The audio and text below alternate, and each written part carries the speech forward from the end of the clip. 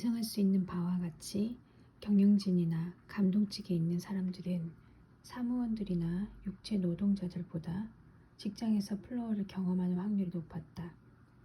육체 노동자들이 여가 활동에서 플로어를 경험하는 확률은 사무원들이나 경영진보다 높았다.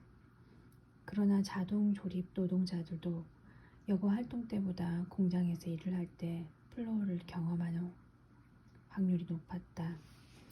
이하는 대조적으로 일을 하면서 무감각을 보고한 빈도는 노동자들이 경영진보다 높았으며 여가 활동 중에는 경영진이 육체 노동자들보다 높았다. 일을 할 때는 여가 활동 중이든 조사 대상자들은 플로우를 느낄 때가 그렇지 않을 때에 비해 훨씬 더 긍정적인 경험이라고 응답했다. 이들은 또한 도전과 기술의 수준이 높을 때 더 행복감을 느끼고 더 명랑해지며 강하게 느껴지고 더 활동적이며 더 창의적이고 더욱 큰 만족감을 느낄 수 있다고 했다. 이와 같은 경험의 차이는 통계적으로 입증되었으며 직업의 종류와 관계없이 거의 모든 노동자들에게 공통적으로 나타났다. 이 같은 일반적 추세에 단 하나의 예외가 있었다. 아니다로부터 그렇다까지 10단계로 나뉜 설문자의 응답란에 다음과 같은 질문 항목이 있었다. 지금 이 일 말고 다른 것을 하기를 원합니까? 이 문항을 얼마나 강하게 부정하는가에 따라서 그 순간 응답자가 얼마나 의욕적으로 일을 하고 있는가를 파악할 수 있었다. 즉, 일에 대한 동기를 측정하는 문항이었다. 조사 결과에 따르면 플로어를 경험하고 있는가의 여부에 관계없이 여가 활동 때보다는 일을 하고 있을 때 뭔가 다른 일을 하고 싶다는 응답이 훨씬 많이 나왔다. 다시 말하면 직장에서는 일이 플로어를 제공해주는 경우에는 일에 대한 동기가 낮은 편이고 반대로 여가 활동 중에는 경험의 질이 낮음에도 불구하고 동기가 높았다는 것이다. 이것이 바로 역설적인 상황인 것이다. 직장에서 사람들은 훨씬 많은 기술을 사용하고 직면하는 도전들도 많다고 느끼기 때문에 스스로 더 행복하고 강하고 창의적으로 느끼며 더욱 큰 만족감을 갖는다.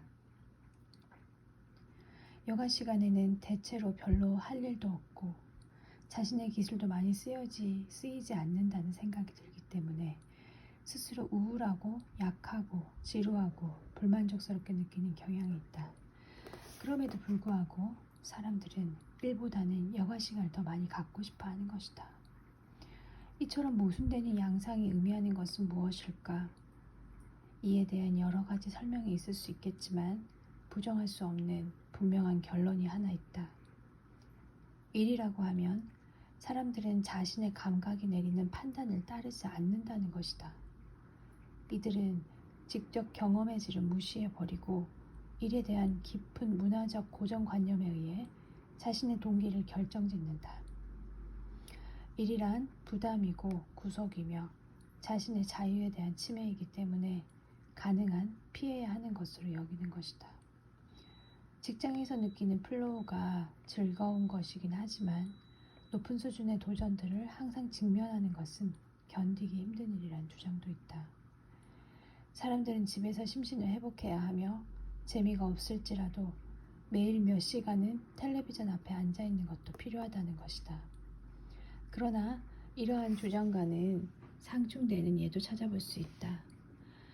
가령 폰트 트렌타스 마을의 농부들은 보통의 미국 사람들보다 훨씬 힘든 일을 더 오랜 시간 하고 미국인들만큼의 집중력과 참여도가 필요한 도전들에 일상적으로 직면한다.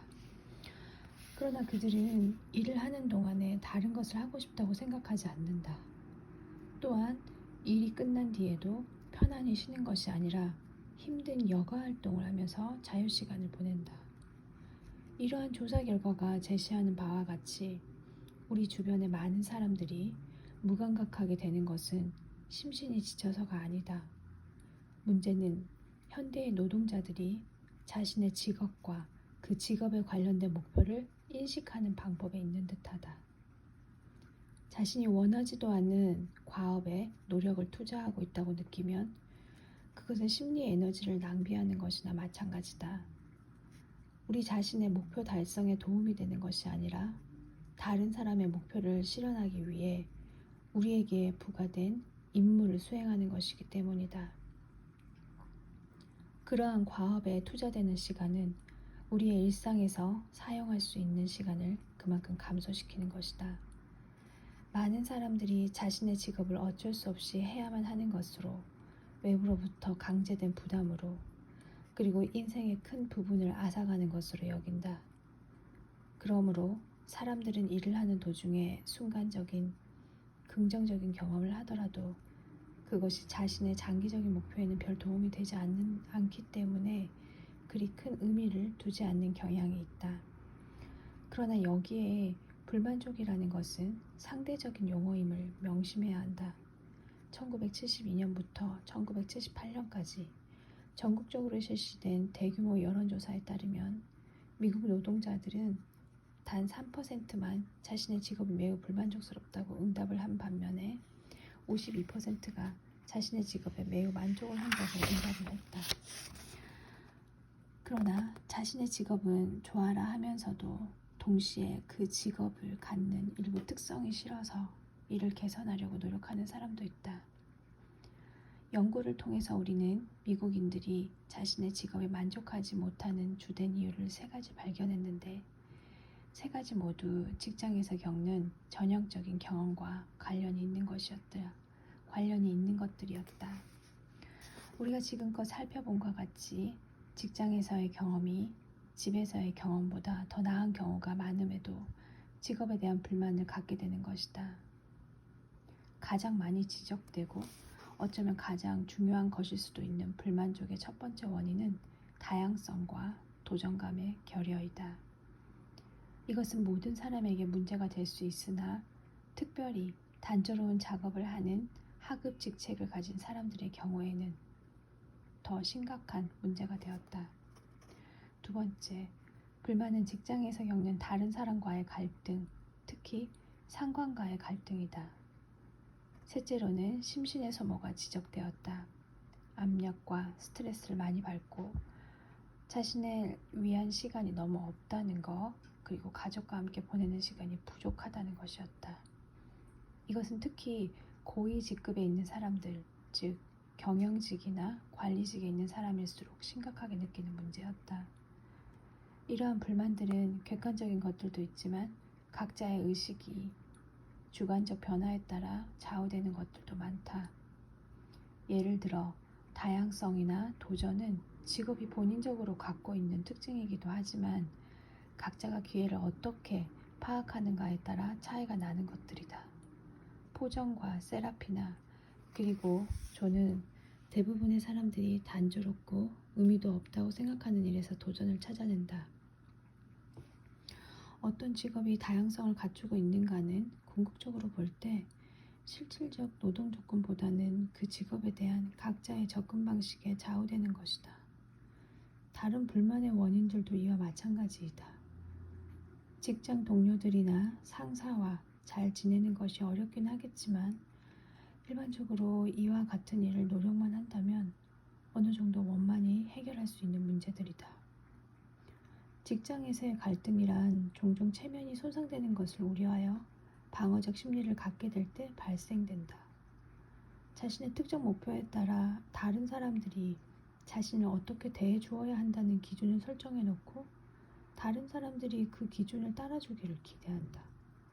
그러나 이처럼 계획된 대로 이루어지는 경우는 극히 드물다. 다른 사람들도 나름대로 설정해 놓은 기준과 목표가 있기 때문이다.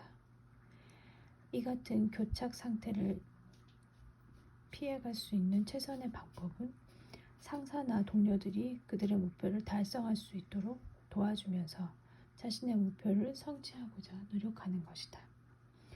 단기적인 관점에서는 이 방법이 주변의 상황에는 신경도 쓰지 않고 자신의 이해만을 추구해 나가는 과정보다 덜 직접적이고 시간도 많이 들지만 장기적으로 볼 때는 실패하는 확률이 거의 없다.